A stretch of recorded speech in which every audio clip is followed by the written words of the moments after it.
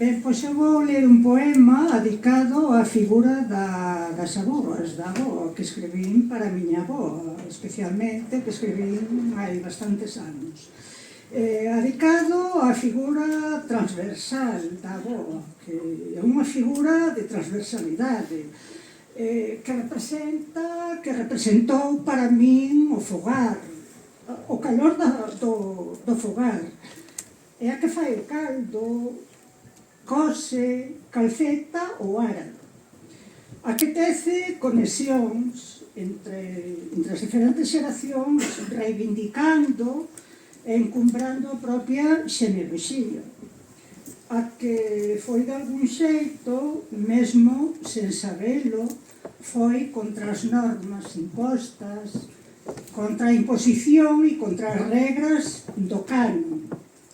As normas que dictaba o canon. Eran tecedeiras, as avoas, tecedeiras de luz, con guizos secos. Vais espindo lentamente no esplendor da ausencia, como un mistral seco, violento, o baleiro.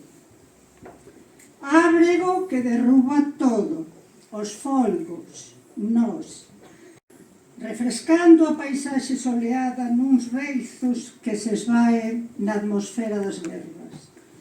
Cal rosa dos ventos agardando a bandada, granaban na aira palabras cribadas.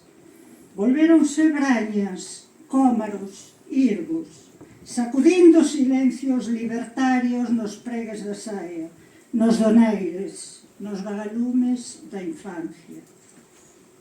Desbordando de saudade a música armoniosa da avoa, inundando o todo.